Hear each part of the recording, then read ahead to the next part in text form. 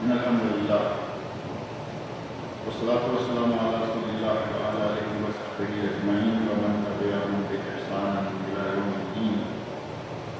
أما بعد فأعوذ بالله السميع العليم من الشيطان الرجيم.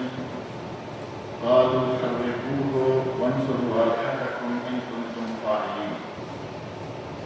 قلنا يا نار كوني بردا وسلاما على إبراهيم وأرادوا به كيدا فجعلناهم الأخسرين ونجيناه ولوطا إلى الأرض التي باركنا فيها للعالمين ووهبنا له إسحاق ويعقوب نافلة وكلا جعلنا صالحين.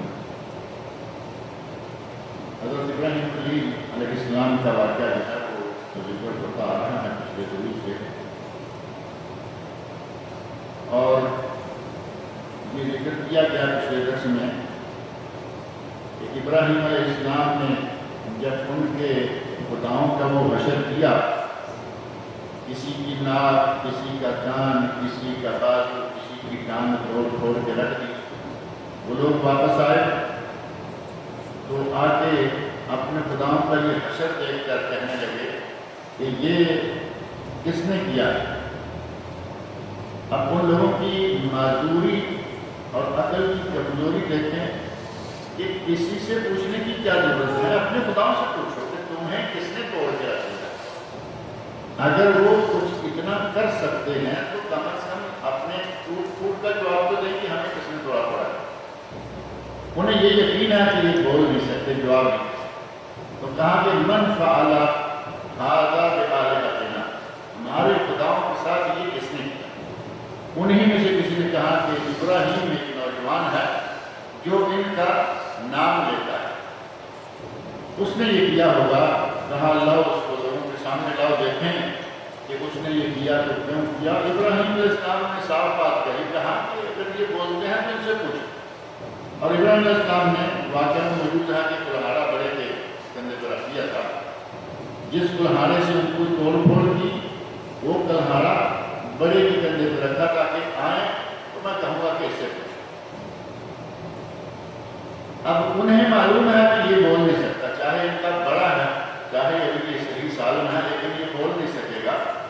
تو ناچارگی میں، بے چارگی میں آپ کہتے ہیں حرقوہ وانصروا آلہتکم، اس ابراہیم کو جلا دو اور اپنے خداؤں کی مدد کرو۔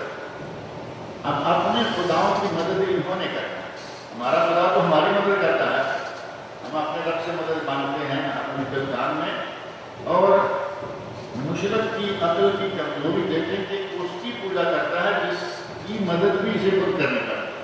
ایک قرآن نے صاف کہا، کہنے لگے حرقوہ وانصروا آلہتکم، اسے جلا دو اور اپنے خداؤں کی مدد۔ اب صحیح بات یہ ہے کہ وہی معاملہ جو عقل کی کمزوری، کم عقلی، اہم کن حرکتیں وہ ابراہیم علیہ السلام کی قوم کر رہی تھی، وہ آج ہمارے لوگ بھی کر رہے ہیں۔ پاکستان میں لاہور میں بم پھٹا، دادا دربار اڑایا گیا، ایک جگہ نہیں دو جگہ، کچن میں الگ اور دربار کے کسی حصے میں الگ۔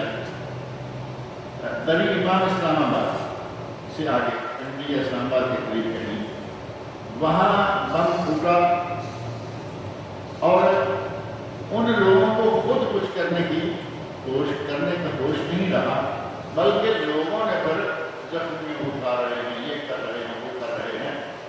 اب جو اپنے آپ کو نہیں بچا سکتا وہ کسی کا کیا سنبھالے گا؟ اپنے آپ کو نقصان سے نہیں بچا سکتا، اپنے مریضوں کو نہیں بچا سکتا، اپنے گھر کو نہیں، گھر کہیں گے نا بنتا۔ ان کے جو دربار مدار بنے ہوئے ہیں، اتنی روشنیاں، اتنی لائٹیں، اتنے اخراجات، بڑے سے بڑے پیلس پہ اتنی روشنی کا انتظام نہیں ہوتا جتنا درباروں پہ ہوتا ہے۔ اپنا کو نہیں سنبھال سکتے، کسی کو وہ کیا سنبھالیں گے؟ وہ سیم صورتحال وہاں بنی ہوئی ہے۔ ابراہیم علیہ السلام کے قوم والے کیا رہے ہیں؟ حرقوہ، اس ابراہیم کو آگ میں جلا دو، وانصروا آلہتکم ان کنتم فاعلین، اگر کچھ کر سکتے ہو تو کم از کم اپنے خداؤں کی مدد کرو، یعنی جو تمہارے خداؤں کے خلاف ہے اس کے خلاف تم میں جنگ چھیڑو، خدا تو تمہارے کچھ کر نہیں سکتے۔ اب جو کچھ کر نہیں سکتا اس کی پوجا کرنا احمقانہ حرکت ہے نہیں، سیدھی سیدھی کم عقلی کی نشانی ہے۔ قلنا یا نار کونی بردا وسلاما علی ابراہیم، ہم نے کہا اے آگ ابراہیم علیہ السلام میرے نبی کے لیے سلامتی والی اور ٹھنڈی ہو جائے۔ مجھے لگتا ہے کہ ترجمہ پہلے کیا ہے ہم نے، برتن کا معنی ٹھنڈی وسلاما سلامتی والی، یعنی ٹھنڈی بھی اتنی نہ ہو جائے کہ وہ برف کی طرح زیادہ ٹھنڈی ہو جائے گی تو وہ بھی تکلیف دہ ہو جائے گی۔ اللہ رب العزت نے جو آج کو حکم دیا کہ وہ دو لفظوں میں برتن و سلام، ٹھنڈی بھی ہو اور سلامتی والی بھی، اتنی ٹھنڈی نہیں بلکہ جتنی چاہیے۔ اب دیکھیں ایئر کنڈیشن کہیں تھوڑا زیادہ ہو جائے تو کمرے میں تندرست آدمی سے کچھ نہیں کیا رہا، وہ جو ذرا کمزور آدمی ہے وہ بیچارہ ٹھنڈنا شروع ہو جائے۔ ابھی یہ معمولی ٹھنڈا ہے کھلا ہے، اور اگر یہ بہت زیادہ کہیں آ جائے کسی یک بستہ کمرے میں کسی کو بٹھا دیا جائے تو اس کا کیا حال ہوگا؟ اللہ رب العزت نے آج کو حکم دیا کہ کہیں ایسا نہ ہو کہ برف کی طرح ٹھنڈی ہو جائے، بلکہ سلامتی والی ٹھنڈی ہو جائے ہمارے نبی ابراہیم علیہ السلام کے لیے۔ وَأَرَادُوا بِهِ كَيْدًا فَجَعَلْنَاهُمُ الْأَخْسَرِينَ، انہوں نے میرے نبی ابراہیم خلیل میرے خلیل کو نقصان پہنچانا چاہا، ان کا برا چاہا، فَجَعَلْنَاهُمُ الْأَخْسَرِينَ، ہم نے انہیں نقصان پانے والے بنا دیا۔ یعنی کوشش کی ان کی کہ ابراہیم علیہ السلام کو جلا دیں گے، جان چھڑا لیں گے، اللہ رب العزت نے ان کو منہ کی کھانے کے لیے مجبور کر دیا کہ تم کون سی ایسی طاقت ہو کہ میرے مقابلے میں آؤ اور میرے نبی کو تم جلا دو گے اور میں دیکھتا رہوں گا۔ اللہ نے فرمایا کہ انہوں نے کوشش تو کی کہ ابراہیم علیہ السلام کو نقصان پہنچائیں، لیکن فَجَعَلْنَاهُمُ الْأَخْسَرِينَ، ہم نے بلا کر انہیں ہی نقصان اٹھانے والے بنا دیا۔ وَنَجَّيْنَاهُ وَلُوطًا إِلَى الْأَرْضِ الَّتِي بَارَكْنَا فِيهَا لِلْعَالَمِينَ، اور ہم نے نجات دی ابراہیم خلیل علیہ السلام کو ان کے دشمنوں سے، وَلُوطًا اور لوط علیہ السلام کو بھی، إِلَى الْأَرْضِ اور اس زمین کی طرف ہم نے انہیں وہاں پہنچا دیا، الَّتِي بَارَكْنَا فِيهَا لِلْعَالَمِينَ، جس میں ہم نے تمام جہانوں کے لیے برکت رکھی۔ یہ برکت والی زمین جو ہے وہ کون سی ہے؟ بیت المقدس، مسجد اقصی، اور یہی برکت کا ذکر اللہ رب العزت نے 15ویں سپارے سورہ بنی اسرائیل کے آغاز میں بھی فرمایا ہے۔ سبحان الذی اسری بعبدہ لیلا من المسجد الحرام الی المسجد الاقصی الذی بارکنا حولہ، الذی بارکنا حولہ، وہ مسجد اقصی جس کے ارد گرد ہم نے برکتیں نازل کی۔ گویا کہ مسجد اقصی کی بیت المقدس کی زمین بابرکت ہے، اس میں اللہ نے برکتیں نازل کی ہیں۔ اللہ رب العزت نے فرمایا کہ ہم نے ابراہیم خلیل علیہ السلام کو اور لوط علیہ السلام دونوں کو، اور یہ دونوں رشتہ دار ہیں، ہمارے پچھلے دنوں یہاں بات ہو رہی ہے کہ ہمارے نبی صلی اللہ علیہ وسلم کو اللہ رب العزت نے پورے جہانوں کے لیے، بلکہ جن اور انس دونوں کے لیے جو روئے زمین کے کسی بھی حصے پر ہے، زمین پر ہوں، زمین کے اندر ہوں، آسمان و زمین کے درمیان جو فضا ہے اس میں ہوں، آسمان میں تو یہ جا نہیں سکتا جن کا انسان، ان ساری جگہوں پر جہاں بھی کوئی انسان اور جن بس رہا ہے ہمارے نبی اس کے نبی، اتنی وسیع نبوت اور اتنا بڑا اعزاز اللہ رب العزت نے ہمارے نبی کو عطا فرمایا۔ پہلے نبی ایک علاقے میں ایک وقت میں قریب کئی ہوا کرتے، جیسے ایک وقت میں حضرت موسیٰ علیہ السلام کا ذکر ملتا ہے کہ وہ اپنے علاقے میں قتل کر بیٹھے، وہاں سے نکلے شعیب علیہ السلام کے علاقے میں آئے، معلوم ہے نا، شعیب علیہ السلام کی بیٹی صفورہ سے ان کا نکاح ہوا، انہیں لے کر واپس جا رہے تھے، راستے میں اللہ نے ان کو وادی ذی طویٰ میں اللہ رب العزت نے نبوت کا فرما دی، جہاں کہا اخلعنا علیک فإنک اخلعنا علیک فإنک بالوادی المقدس طویٰ، تو وادی مقدس طویٰ میں ہے، جوتے اتار کے آؤ، اور یہی اللہ رب العزت نے ان کو نبوت کے شرط سے شرطیاب کیا۔ تو ایک وقت میں شعیب علیہ السلام کے نبی ہیں تھوڑا دور جا کے، اور دوسری جگہ موسیٰ علیہ السلام نبی ہیں، اور موسیٰ علیہ السلام کے اپنے بھائی ساتھی ساتھ ہی گھر میں بھائی ہیں وہ بھی نبی ہیں۔ اسی طرح یہاں اللہ رب العزت نے ذکر کیا ابراہیم علیہ السلام کا، نوح علیہ السلام کا، وَنَجَّيْنَاهُ وَلُوطًا، ان دونوں کو ابراہیم خلیل علیہ السلام کو اور لوط علیہ السلام کو ہم نے نجات دی، تو یہ دونوں بھی نبی تھے اور دونوں میں قرابت داری بھی ہے۔ ہارون موسیٰ علیہ السلام نبی ہیں، موسیٰ علیہ السلام شعیب علیہ السلام داماد و خسر ہیں، اور یہ چچا اور بھتیجا ہے۔ ابراہیم علیہ السلام چچا تھے اور لوط علیہ السلام ان کے بھتیجا تھے۔ اللہ رب العزت نے ان دونوں کو، لوط علیہ السلام کو ان کی قوم سے، کیونکہ ان کی قوم بھی مجرمین کی قوم کی، آگے تھوڑا تفصیلی ذکر میں آنے والا ہے، کانت تعمل الخبائث، ان میں بڑی خبیث عادتیں تھیں، انہیں ان کی قوم سے اور ابراہیم خلیل علیہ السلام کو ان کی قوم سے نجات دلائی اور ان کو صحیح سلامت ارض مقدس فلسطین میں بیت المقدس میں پہنچا دیا۔ اللہ کی بارکنا فیہا للعالمین، وہ جگہ جہاں تمام جہانوں والوں کے لیے ہم نے برکت نازل فرما رکھی ہے۔ اور آگے ایک اور نعمت کا ذکر کیا، وَوَهَبْنَا لَهُ إِسْحَاقَ، ہم نے ابراہیم علیہ السلام کو اسحاق عطا فرمائے، اور یہ اسماعیل علیہ السلام کے بعد، پہلے اسماعیل علیہ السلام ہیں، اور اسماعیل علیہ السلام جب تک تھے وہ اکیلے اکلوتے تھے، بعد میں اسحاق علیہ السلام اللہ تعالیٰ نے عطا فرمائے، اور فرمایا وَيَعْقُوبَ نَافِلًا، اور ہم نے اسحاق علیہ السلام انہیں اولاد کے طور پر عطا فرمائے، اور پوتے کے طور پر ہم نے یعقوب بھی دے دیا۔ پوتے کا ذکر کیا تو ساتھ ہی نافلہ کہا، یعنی پوتا جو ہے وہ اپنی اولاد تو نہیں ہوتی نا، لیکن نفل دیکھیں کتنی اہمیت ہوتی ہے نفل کی۔ پوتے کی ولادت کہتے ہیں کہ دادا کی ولادت ہوتی ہے، یعنی پوتے کا نام زندہ ہو گیا نا، اپنے بیٹے سے زندہ تھا لیکن پوتا پیدا ہوا تو نام اور لمبا ہو گیا، آگے اللہ تعالیٰ اور لمبا کرتا ہے۔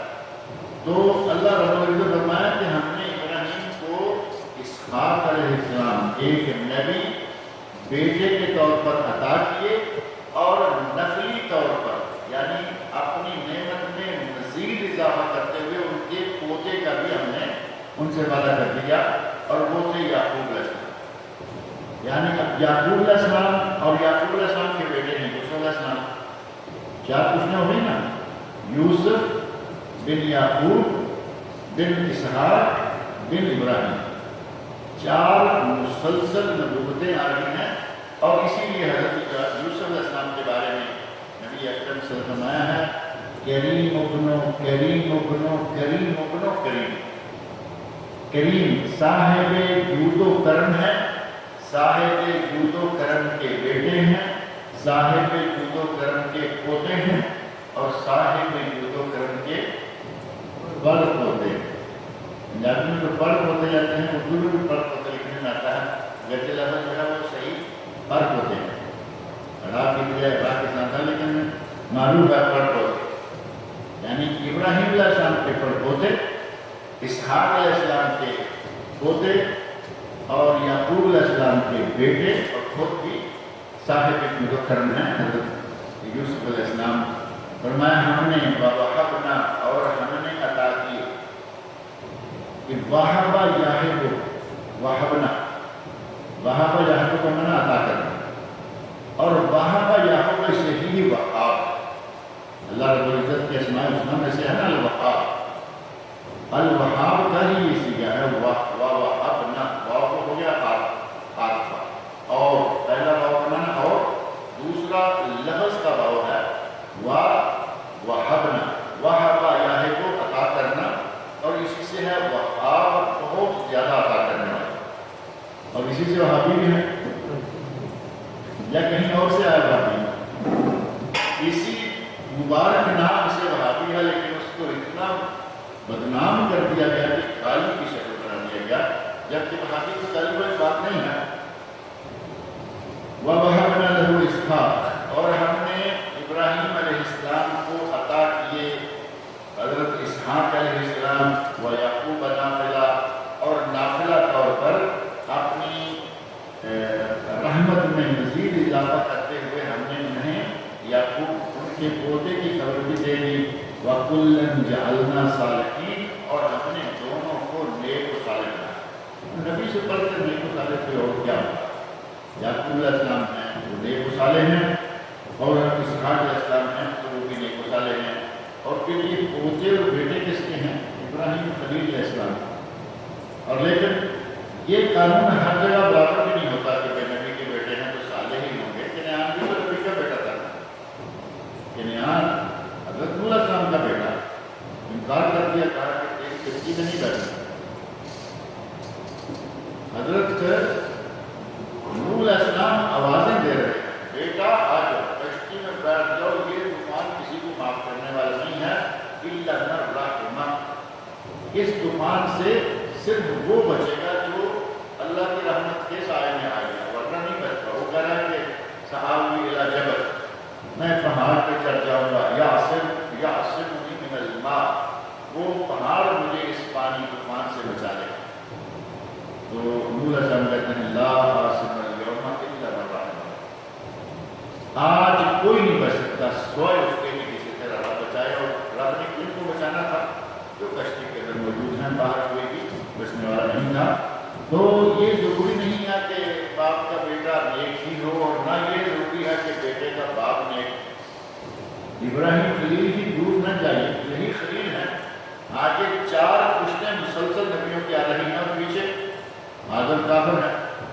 ابراہیم خلیل کا باپ بت پرست ہے، مشرک ہے، کافر ہے، سارا کچھ ہے۔ نبیوں سے بدبخت پیدا ہوئے، اور بدبختوں سے اللہ نے نبی پیدا کیے، یہ اللہ رب العزت کا اپنا قانون ہے۔ اور یہاں بھی آیا ہوا کُلًّا جعلنا صالحین، ہم نے یعقوب کو اور اسحاق اور یعقوب دونوں کو نیک بنایا، وجعلناہم ائمہ، اور ہم نے ان کو امام بنا دیا، اپنے اپنے وقت کے دونوں امام تھے، امام کی جمع ائمہ، اور یہ لفظ اردو میں بھی معلوم ہے نا، ائمہ۔ چاروں اماموں کے بارے میں بہت مشہور لفظ رکھا ہے، ائمہ اربع، 4 امام۔ ہم نے انہیں امام بنا دیا، یہدون بامرنا، جو کہ ہمارے حکم سے لوگوں کی رہنمائی کرتے ہیں، ہمارے حکم سے لوگوں کو ہدایت پر چلاتے ہیں۔ وَأَوْحَيْنَا إِلَيْهِمْ فِعْلَ الْخَيْرَاتِ، اور ہم نے انہیں فعل الخیرات، خیر اور نیکی کے اچھے کام کرنے کی طرف ہم نے ان کی رہنمائی کی، ہم نے انہیں وحی بھیجی، فعل الخیرات وَإِقَامَ الصَّلَاةِ، اور نماز قائم کرنے کی وحی ہمیں۔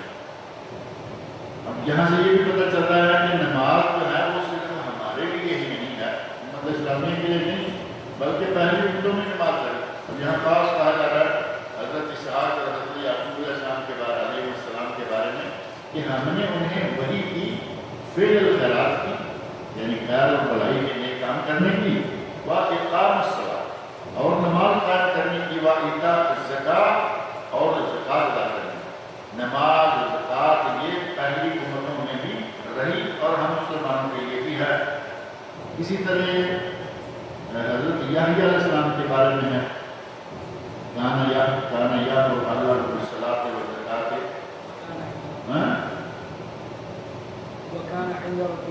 مرضیہ، آخر میں آتے یہ ہے کان یأمر اللہ بالصلاۃ والزکاۃ وکان عند ربہ مرضیہ، اللہ کے بڑے پسندیدہ تھے، اپنے گھر والوں کو نماز اور زکوٰۃ کی وہ باقاعدہ وصیت کیا کرتے تھے، حکم دیا کرتے تھے۔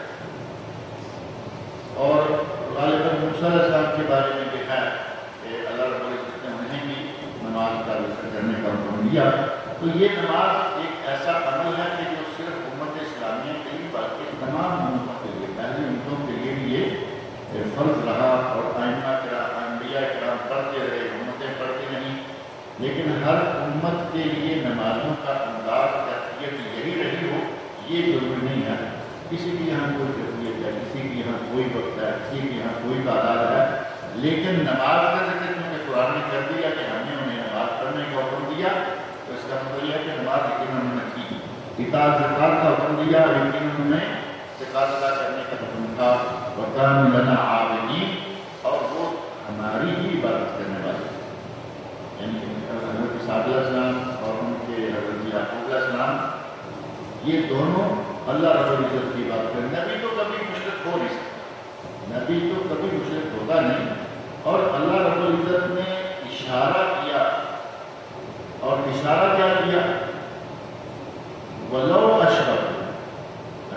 نبیوں کا ذکر کیا اکٹھے ایک جگہ، اور آگے فرمایا وَلَوْ أَشْرَكُوا لَحَبِطَ عَنْهُمْ مَا كَانُوا يَعْمَلُونَ، اگر یہ 18 نبی بھی شرک کرتے تو ہم ان کے اعمال کو برباد کر دیتے۔ وَلَوْ أَشْرَكُوا، لیکن نبیوں نے کبھی شرک کیا نہیں۔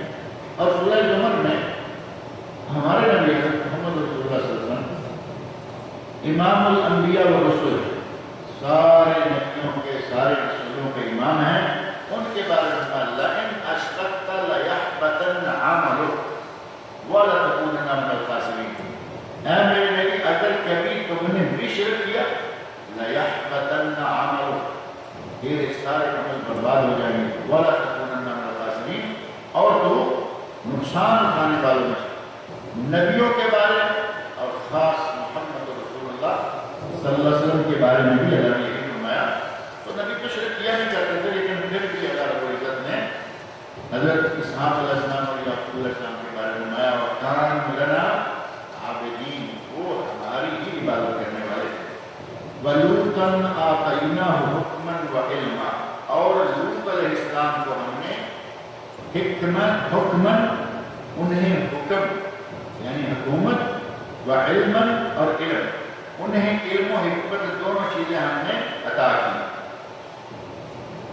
وَنَجَّيْنَاهُ مِنَ الْقَرْيَةِ، اور اس گاؤں سے، قریہ گاؤں ہوتا ہے چھوٹی جگہ، مکہ مکرمہ کو بھی قریہ کہا گیا، اور جب کبھی قریہ کہا گیا تو اس وقت یقیناً مکہ مکرمہ قریہ نہیں، چھوٹا سا گاؤں تھا۔ آج ہم تو اتنا بڑا شہر ہو گیا، تو وہ شروع میں قریہ تھا۔ اللہ رب العزت نے یوسف علیہ السلام کے بارے میں فرمایا کہ ہم نے انہیں حکم اور علم دیا، اور ایسے گاؤں، ایسی بستی کی طرف انہیں ہم نے بھیجا تھا جس بستی کے لوگ اچھے نہیں تھے۔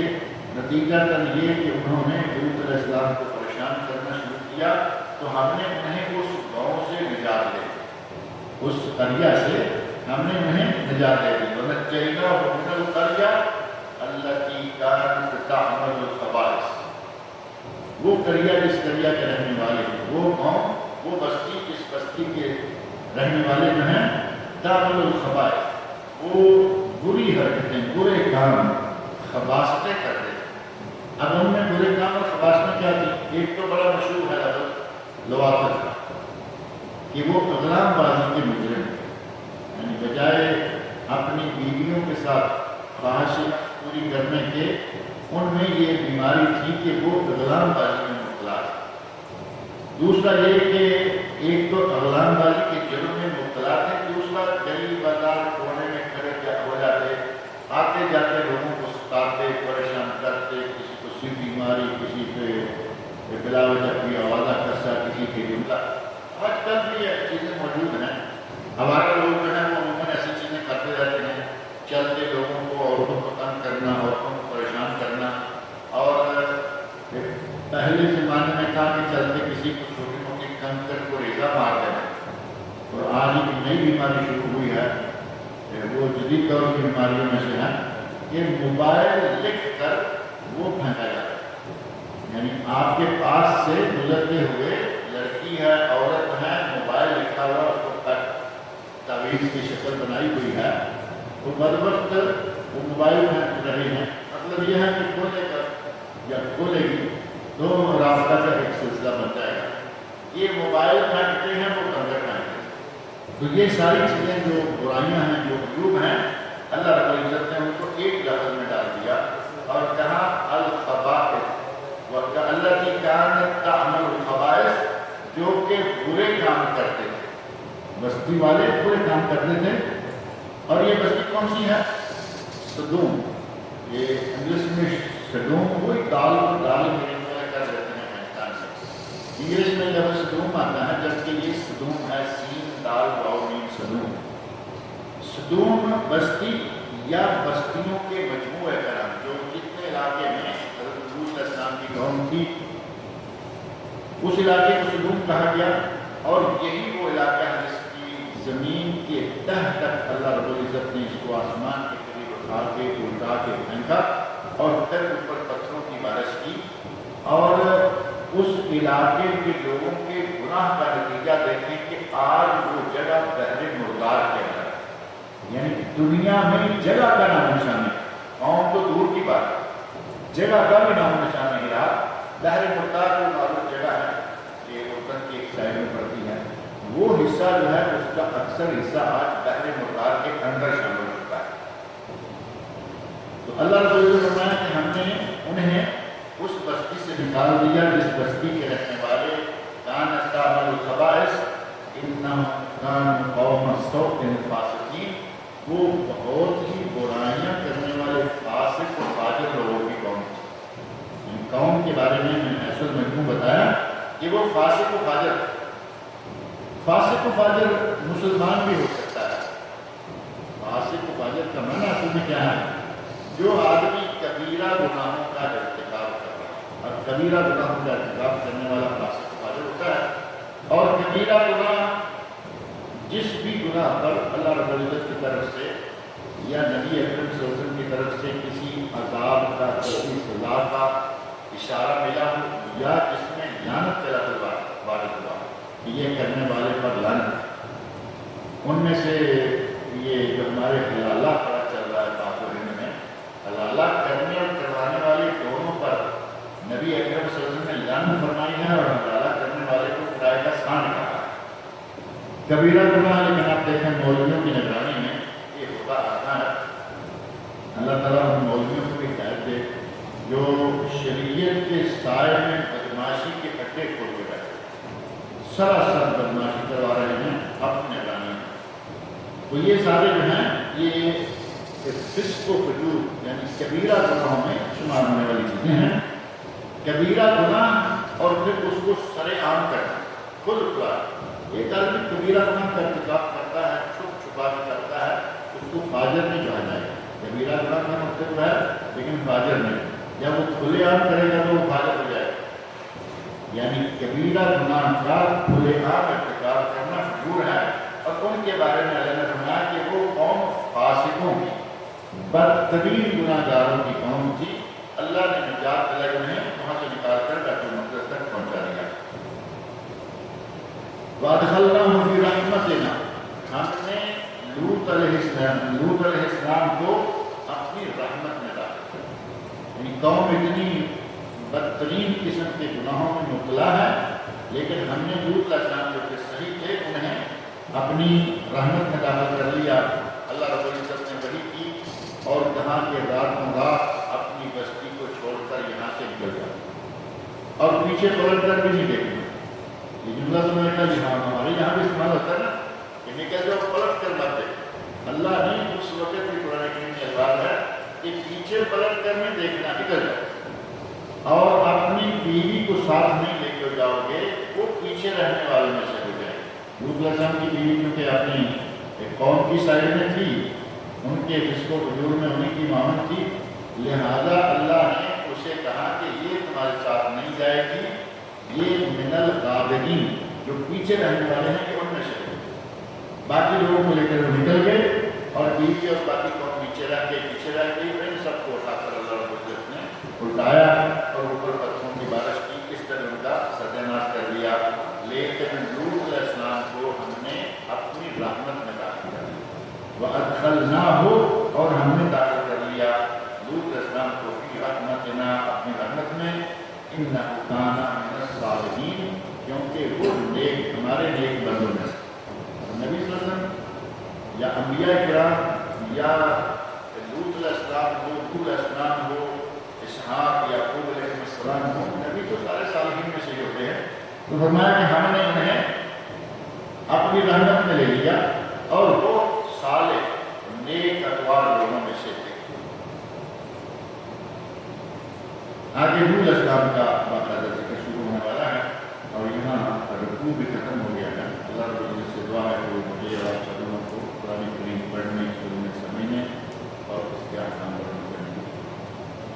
الحمدللہ والصلاۃ والسلام علی رسول اللہ وعلی آلہ وصحبہ اجمعین ومن تبعهم بإحسان إلی یوم الدین، اما بعد۔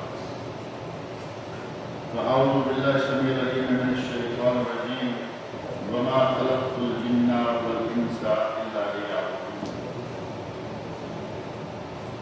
قرآن کریم کی اشاعت میں اور یہاں بہت ساری اور جن میں اللہ رب العزت نے فرمایا ہے کہ ہم نے جن و انس کو اپنی عبادت کے لیے پیدا کیا، یعنی انسان کی اور جن کی تخلیق کا اصل مقصد کیا ہے؟ اللہ کی عبادت۔ اب ہم اپنے اصل مقصد کو بھول کر کمپلیٹلی اس کے برعکس کام شروع کر چکے ہیں کہ ہم نے پیٹ کا دھندا جو ہے اس کو چلانے کے لیے روٹی کے پیچھے اتنے شب و روز آپ نے لگا دیے ہیں کہ عبادت چھوٹتی ہے تو چھوٹتی رہے، لیکن روٹی کا سلسلہ جو ہے، اور اس کے لیے ہمارے پاس بڑے دلائل بھی ہیں، کہیں گے کہ روٹی کے بغیر تو آدمی بچ نہیں سکتا۔ اب روٹی کے بغیر لوگ بچے رہے جنہوں نے پہلے عبادت کی اللہ کی، کیا وہ روٹی نہیں کھا کرتے؟ وہ بھی روٹی کھاتے تھے۔ آج تک اللہ رب العزت نے روٹی کے ہاتھوں کسی کو بھوکا نہیں مار کے چھوڑا، بلا وجہ وما من دابۃ فی الارض الا علی اللہ رزقها۔ اللہ نے فرمایا کہ روئے زمین پر جہاں کہیں بھی کوئی دابہ بنا ہوتا ہے، دبا یا دبو یہ ہوتا ہے، یہ جو جانور کے یا انسان کے چلنے کی قدموں کی آہٹ ہے، یہ ہے دبا یا دبو دبیب۔ دبیب کا معنی آہٹ، قدموں کے چلنے کی آواز یا قدموں پر چلنا۔ روئے اب ایک جانور آپ نے دیکھا ہوگا، ابھی کل ٹیلی ویژن پہ کہیں میری نظر پڑی، اس پہ ٹیلی ویژن پہ لوگ انہوں نے اتنا بڑا کر کے دکھایا ہوا تھا، میں اس کی ڈیٹیل والی جیسے ہم دیکھا کہ جانور وہی ہے جس کو ہمارے یہاں شاید 100 پاؤنڈ والا کہتے ہیں، یعنی کتنا سا ایسے جانور دیکھنے میں اسکرین سے کافی بڑا نظر آ رہا تھا، نیچے بے شمار پاؤنڈ ہے، 100 مشہور ہے ہمارے یہ کہتے ہیں کہ 100 پاؤنڈ والا یا 100 گرام والا سینٹی،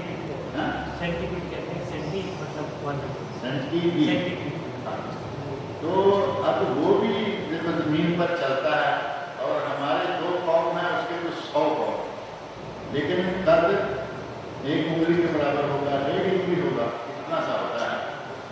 اللہ نے فرمایا وما من دابۃ فی الارض الا علی اللہ رزقها، روئے زمین پر کوئی ایسا چلنے والا نہیں ہے کہ جس کا رزق ہمارے ذمہ نہ ہو۔ جب اللہ نے ہر کسی کا رزق اپنے ذمہ لے رکھا ہے تو پھر پریشان ہو کے اتنا اللہ کی عبادت کو چھوڑ کر صرف رزق کے پیچھے لگ جانا کہ اب ہمارا سوائے رزق کے اور کوئی کام ہی نہیں ہے۔ اللہ نے پیدا کیا ہمیں عبادت کے لیے، رزق دینے کا وعدہ کر دیا، اب رزق دینے کا وعدہ کر دیا اس کا مطلب یہ ہے کہ ہمیں اللہ ہر حال میں رزق پہنچائے گا، اور یقیناً وہ ہر حال میں رزق پہنچاتا ہے۔ انسانوں کے گناہوں کے نتیجہ میں وہ فقر و فاقہ میں بھی مبتلا کرتا ہے، لیکن اگر انسان صحیح طور پر اللہ کی عبادت میں مصروف رہیں تو وہ یقیناً آدمی کو رزق بھی مہیا کرتا ہے۔ رزق کے ہاتھوں کبھی کوئی آدمی بھوکا اللہ کو رزق نہیں مارا، بلکہ دابہ میں جانور بھی شامل ہے، دابہ میں پرندہ بھی شامل ہے، پرندے کے بھی آدھے پاؤں تو ہوتے ہی ہیں، اور دابہ میں کیڑے مکوڑے شامل ہیں، دابہ میں انسان شامل ہے۔ انسان، حیوان، چرند پرند، ہر چیز کی رزق کی روزی کی اللہ رب العزت نے گارنٹی کو دے رکھی ہے، لہذا اتنا پریشان ہو جانا کہ یہ نہیں ہوگا تو وہ کیسے ہوگا، وہ کیسے ہوگا۔ سال کا ہمارے پاس بجٹ موجود ہوتا ہے، یعنی اگر یہ طے ہونا کہ آج میرا کام بند ہو جائے گا تو کئی سال کے لیے ہمارے پاس آسانی سے چلانے کے لیے بجٹ موجود ہے۔ کہاں وہ مقدس جماعت تھی کہ دوپہر کا کھانا کھایا شام کا ہے نہیں، دوپہر کا کھانا کھایا شام کا ہے نہیں، اور کوئی پریشانی نہیں۔ ہمارے یہاں ٹینشن لیے پڑ رہے ہیں، ہر آدمی ٹینشن کی بیماری میں مبتلا ہو رہا ہے، تو وہ ہم خود پال رہے ہیں، بیماریاں ہم خود پال رہے ہیں۔ اللہ کی بات پر بھروسہ ہو تو کوئی بات ہی نہیں ہے، وہ دوپہر کا کھانا کھاتے رات کا ہوتا نہیں، کیا کہتے ہیں کہ اللہ دے گا، وہ اللہ دیتا رہا۔ رات کا کھانا کھاتے صبح کے لیے نہیں ہے، ہم ناشتہ کرتے ہیں تو دوپہر کھاتے ہیں تو ایک آسمانہ ہے ہمارے یہاں، یعنی سورج غروب ہونے سے تھوڑا پہلے اسرانہ عصر کے بعد ایک ناشتہ کرتے ہیں، پھر رات کا کھانا ہے۔ ہمارے 5-6 کھانے ہوتے ہیں، پھر بھی ہم پریشان، تو وہ ایک کھانا کھاتے دن میں اور اللہ کا شکر ادا کرتے، کوئی پریشانی والی بات نہیں تھی۔ تو یہ ٹینشنیں ہم نے کچھ پا رکھی ہیں۔ اللہ رب العزت نے ہمیں اپنی عبادت کے لیے پیدا فرمایا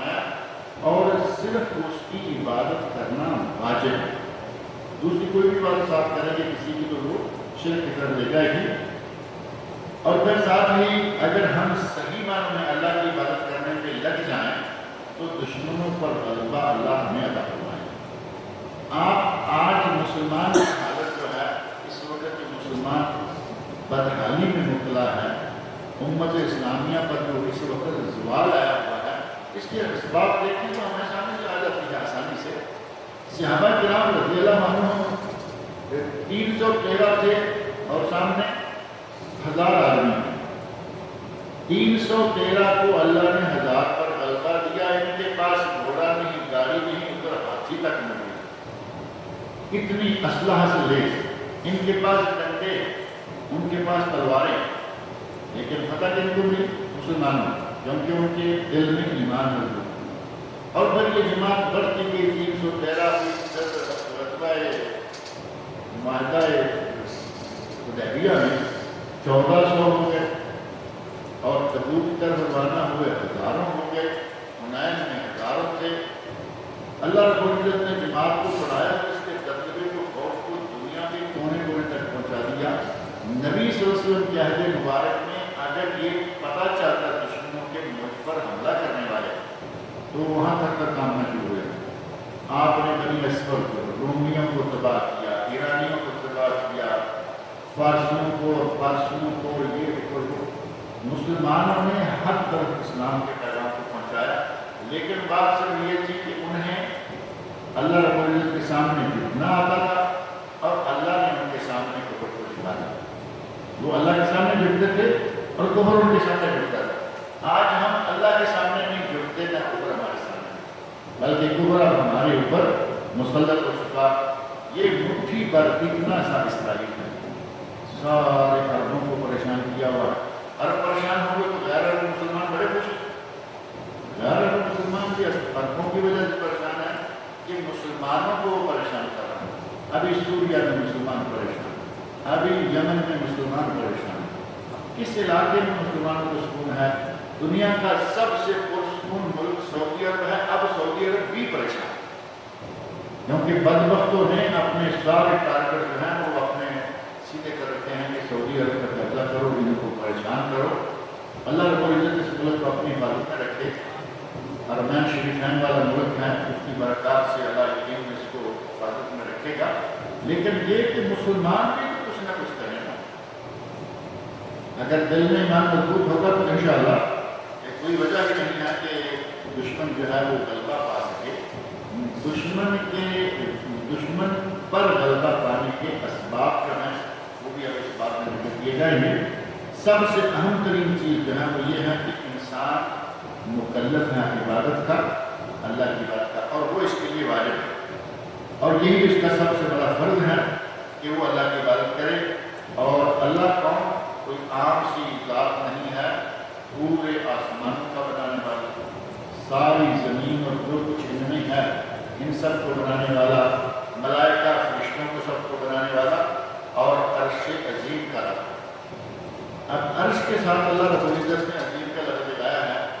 عرش اللہ کا، اور اللہ رب العزت کی ذات گرامی اس سے بھی عظمت والا، اور عرش کتنا ہے اس کا اندازہ آپ ایسے کریں کہ یہ ساری کی ساری روئے زمین جو ہے یہ اللہ رب العزت کی کرسی کے سامنے ایسے ہے جیسے جنگل میں کوئی رنگ جو حلقہ ہے، انگلی کا رنگ جو ہوتا ہے، ایک رنگ جنگل میں پھینکے تو یہ جو رنگ جنگل کے سامنے نظر آ رہا ہے، یہ ساری کی ساری کائنات اللہ رب العزت کی کرسی کے سامنے ایسے ہے، اور عرش اس سے بھی بہت عظمت والا ہے۔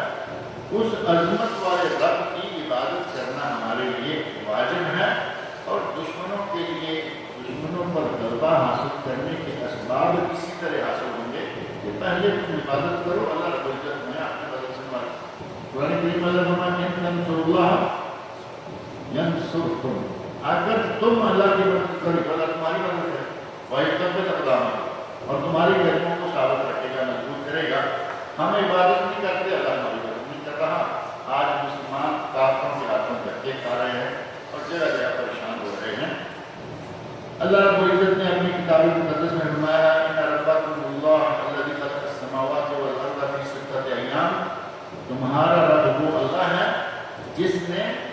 زمینوں اور آسمانوں کو، زمین اور آسمانوں کو 6 دن میں بنایا، ثم استوى علی العرش، اور پھر وہ عرش پر مستوی ہو گیا۔ عرش پر مستوی ہو گیا، اس کو یہ سمجھ لینا کہ عرش پر بیٹھ گیا یا کس طرح عرش پر وہ مستوی ہے، یہ کیفیت بیان کرنا کسی کے بس میں نہیں ہے۔ اس کو اسی طرح سمجھ لینا کافی کہ اللہ رب العزت اپنے عرش پر مستوی، بس۔ اب رہا یہ کسی نے کہا کہ اللہ رب العزت عرش پر غالب آ گیا، استولا علیہ، استوا کا ترجمہ کہ استولا، استولا کریں گے غالب آ گیا، تو اس کا مطلب یہ کہ پہلے اللہ کے قبضے سے باہر تھا اور پھر اللہ نے قبضہ کر لیا، یہ بھی جانتا۔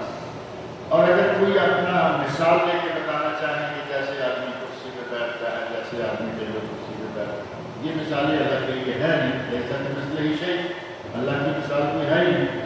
لہٰذا امام مالک رحمۃ اللہ علیہ نے اس سلسلے میں بہت اچھے الفاظ کہے ہیں، اور وہ الفاظ جو ہیں ہمیں یاد بھی رکھنے چاہیے، اور اسی پر ہمیں عرش کے بارے میں یہ اپنا عقیدہ اور تصور رکھنا چاہیے۔ الاستواء معلوم، امام مالک کہتے ہیں الاستواء معلوم، استواء کو معلوم ہے۔ ثم استوى علی العرش، اللہ نے فرمایا کہ پھر 6 دنوں میں زمین و آسمان اور ان میں جو کچھ ایسا کو بنا کر پھر اللہ عرش پر مستوی ہو گیا۔ استواء مستوی یہ تو معلوم ہے، والکیف مجہول، اور کیفیت مجہول ہے، یعنی کیفیت ہم نہیں جانتے کہ وہ کس طرح مستوی ہوا، کس طریقہ سے، کس شکل میں، کس کیفیت میں، یہ ہمیں معلوم نہیں ہے۔ والسؤال والایمان بہ واجب، اور اس پر ایمان رکھنا واجب ہے کہ اللہ عرش پر مستوی ہے۔ والسؤال بدعہ، اور اس کے بارے میں سوال کرنا کہ وہ کیسے مستوی ہے، وہ کیسے ہے، وہ کیسے ہے، اب یہ وہ کہتے ہیں کہ یہ بدعت اور ناجائز ہے۔ یہ جملہ علماء اہل سنت کی کتابوں میں سب میں بہت مشہور ہے کہ استوا معلوم، کیفیت نامعلوم، استوا پر ایمان لانا واجب، اور استوا کے بارے میں سوال جواب نیند میں نکالنا یہ بدعت ہے۔ اور جس آدمی نے امام صاحب کی مجلس میں اس سوال پر نیند میں نکالنا چاہا، اسے انہوں نے کہا کہ تم اندر ہماری مجلس سے نکل جاؤ کیونکہ تو بدعتیوں میں سے ہے۔ اور سوال و بدعت، اس کے بارے میں سوال کرنا بدعت ہے، تم یہاں سے نکل، وہ یقیناً بدعتیوں میں سے تھا، اس کو نکال دیا۔ تو ایک ہے کبھی کسی نے کوئی سمجھنے کے لیے کوئی بات کر دی، ایک آپ دیکھیں گے کہ لوگ سوال سمجھنے کے لیے نہیں کرتے، وہ چاہتے ہیں کہ کوئی ایسا اڑنگا لگائیں کہ مولوی کو لاجواب کرے، وہ لاجواب کرنے کے چکر میں ہوتے ہیں، وہ سمجھنے کے چکر میں نہیں ہوتے۔ اب وہ ظاہرہ کے پیچھے گھر سے گندا ذہن لے کے آیا، تیاری اس نے ایسے کر رکھی، کوئی ایسی بات کریں کہ جس سے پھنس جائے اور خاموش ہو جائے، لوگوں کے سامنے اس کا ظاہر ہے کہ یہ ہو جائے گا۔ امام مالک رحمۃ اللہ علیہ نے ایسا قاعدہ قائم کیا قیامت تک، اللہ رب العزت پر رحمتیں فرمائے، قیامت تک مسلمان ان کا یہ ذکر کرتے رہیں گے۔ تو استوا جو ہے ثم استوى علی العرش، اس کو ایسے ہی ماننا ہمارے لیے کافی ہے کہ اللہ اس پر مستوی ہو گیا ہے۔ یغشی اللیل النہار، اللہ دن کو رات پر دن رات پر چھا جاتی ہے، چھا جاتا ہے، رات دن پر چھا جاتی ہے۔ یغشی اللیل النہار، رات جو ہے وہ دن کے اوپر چھا جاتی ہے، یعنی آگے رات آ رہی ہے، پیچھے دن آ رہا ہے، پھر دن گیا، رات آ گئی، رات گئی، دن آ گیا۔ یطلبہ حثیثا، اور وہ دونوں ایک دوسرے کے پیچھے دوڑے چلے آ رہے ہیں، رات گئی، دن آ گئی، دن گیا، رات آ گئی، یہ سلسلہ جو ہے ان کا چل رہا ہے۔ غشیہ، یغشا کا معنی ہوتا ہے ڈھانپنا، اصل معنی ہے ڈھانپنا، واللیل اذا یغشا، قرآن کریم میں دوسری شروع ہوتی ہے، قسم ہے رات کی جب کہ وہ ہر چیز کو ڈھانپ لے، یعنی ہر چیز پر اس کا اندھیرا چھا جائے۔ تو یہاں ہے یغشی اللیل النہار، رات ڈھانپ لیتی ہے دن، یطلبہ حثیثا، اور دن اور رات ایک دوسرے کے پیچھے بھاگے چلے آ رہے ہیں۔ والشمس والقمر، چاند اور سورج، والنجوم، اور ستارے، مسخرات بامرہ، اللہ کے حکم کے تابع ہیں، مستقر ہیں۔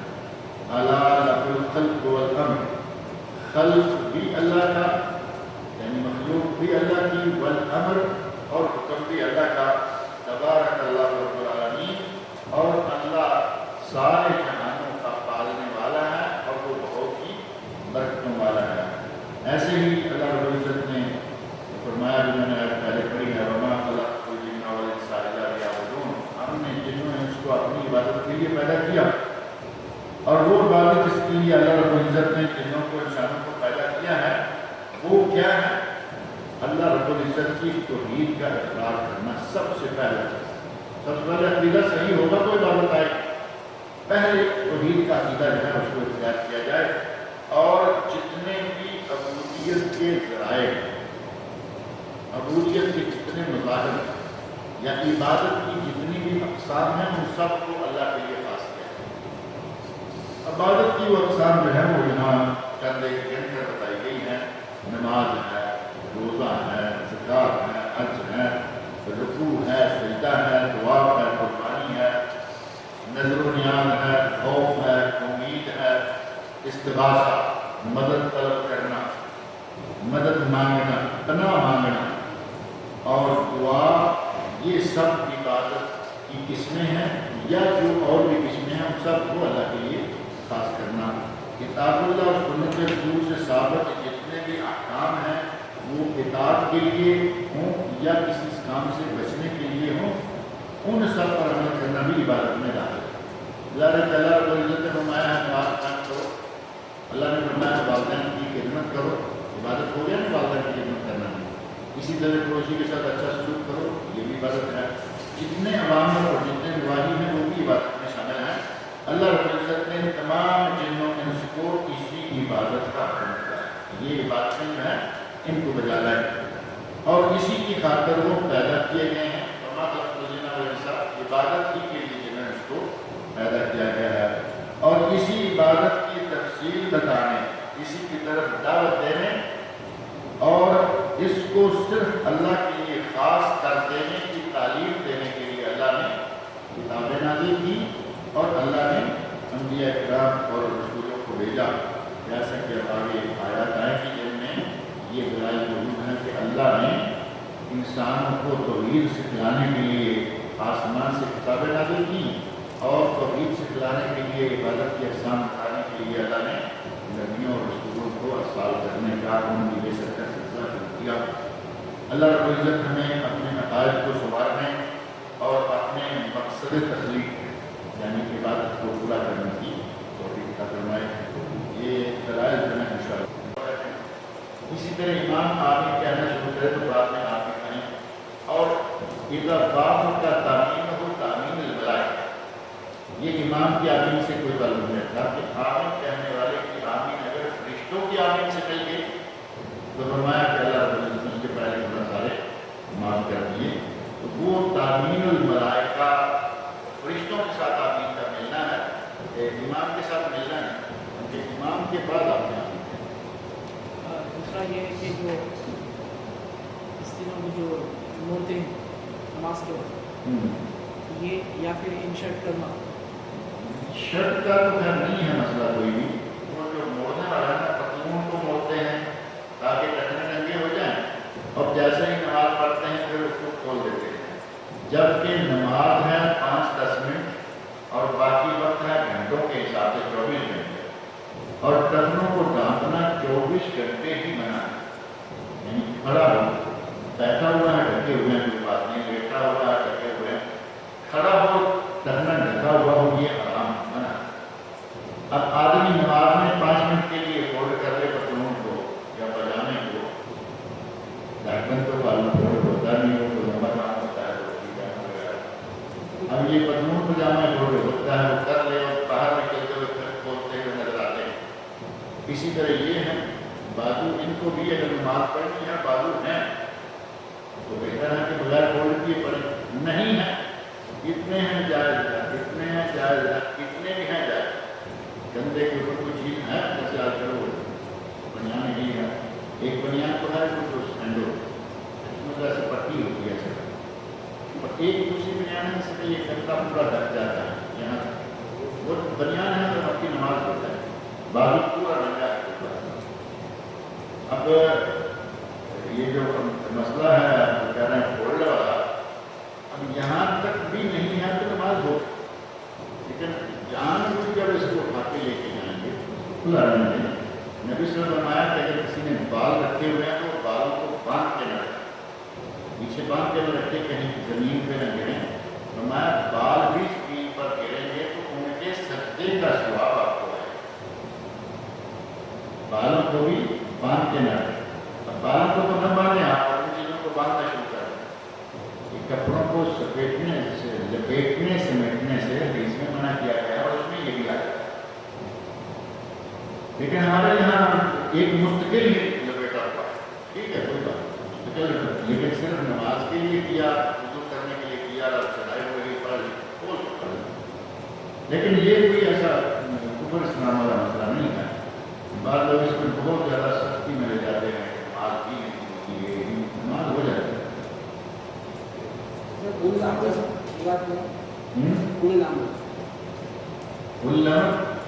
علماء سے مراد ہے علماء کرام.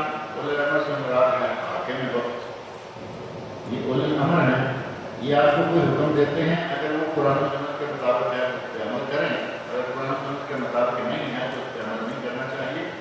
اور یہ حکم دیں گے تو کوئی نہ کوئی اختلاف ہو سکتا ہے کہ یہ جائز ہے یا ناجائز ہے. اگر جائز ناجائز کا اختلاف آئے تو وہ قرآن و سنت سے حل کروانا ہے. جیسا کہ قرآن کریم میں ہے نا ولا تنازع آگے ولا تنازع فإن تنازعتم في شيء فردوه إلى الله والرسول إن كنتم تؤمنون بالله. اگر تم ایمان والے ہو تو جب تنازع ہو جائے تو اس وقت اللہ رسول کی طرف لے جاؤ. یہاں کوئی امر نہیں ہے. اس سے پہلے ہے اطیعوا اللہ واطیعوا الرسول واولی الامر منکم فإن تنازعتم في شيء فردوه.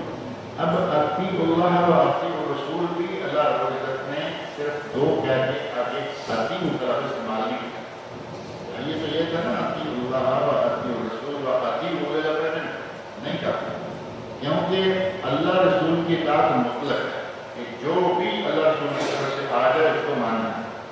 لیکن اولی الامر کی طرف سے جو بھی نہیں جو قرآن و سنت کے مطابق ہوگا اللہ رسول کی مرضی کے مطابق ہے اس کو ماننا ہے. قرآن و سنت کے مطابق ماں باپ کے حکم دیں تو وہ بھی نہیں مانا جائے. اولی الامر کون ہوتے ہیں؟ اس لیے اولی الامر کے ماننے میں شرط ہے کہ وہ کتاب و سنت کے مطابق ہو کیونکہ نبی صلی اللہ علیہ وسلم ہے لا طاعۃ لمخلوق فی معصیۃ الخالق. اگر کہیں اللہ کی نافرمانی ہو رہی ہے تو مخلوق کی اطاعت اس میں نہیں ہے. یہ قاعدہ ہے مطلق ہے. اب اولی الامر نے حکم دیا جس میں اللہ کی نافرمانی ہے اطاعت نہیں. اولی الامر نے حکم دیا رسول اللہ کی نافرمانی ہے اطاعت نہیں. اور اگر وہ حکم ایسا دے رہے ہیں کہ اللہ رسول کی نافرمانی نہیں ہو رہی اس کو عمل کریں. تو یہ اولی الامر کو اللہ رب العزت نے مطلق نہیں رکھا. ان کی خیر ہے کہ اگر کتاب و سنت کے مطابق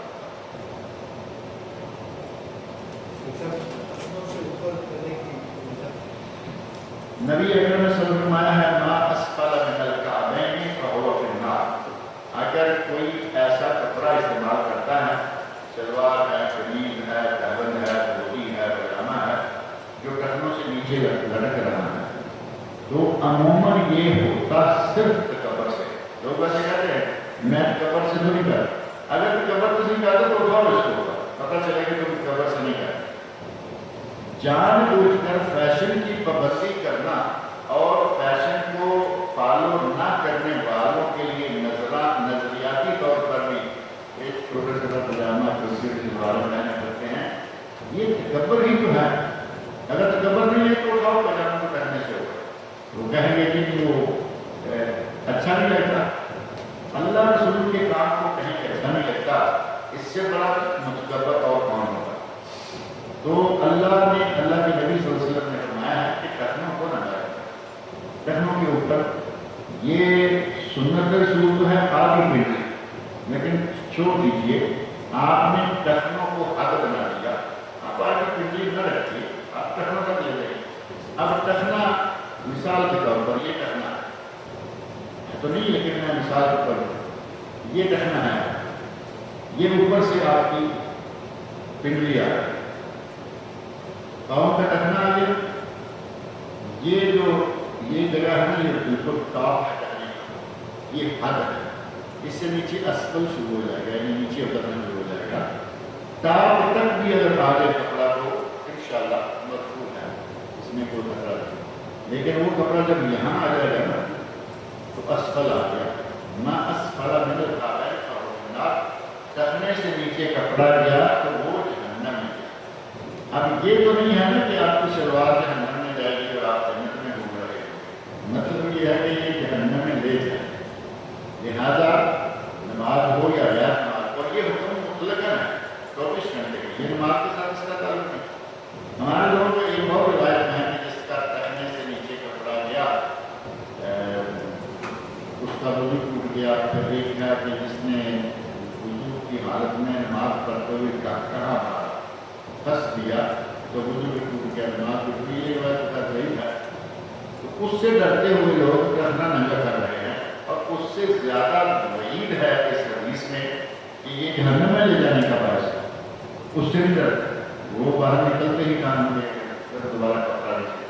حضرت عمر فاروق رضی اللہ عنہ مرض الموت میں ہیں، اور جس مرض میں آپ بالکل واقعی شہید ہو گئے، کیونکہ وہ شہید تھے، انہیں خنجر مارا گیا تھا، اور ابو لوگ مجرم جو ہے فرمانی میں مجرم، اس نے خنجر مارا تھا عباس آپس پرست میں، تو اسی کے نتیجہ میں ان کی وفات ہوئی، لہٰذا ان کی شہادت جو ہے وہ شہید طور پر شہید ہے۔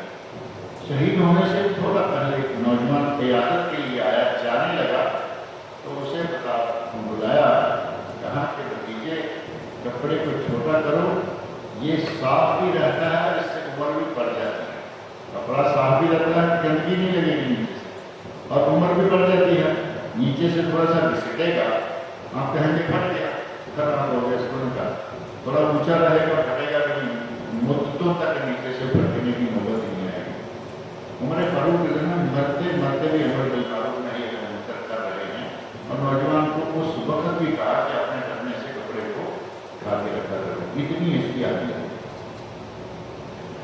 اللہ تعالیٰ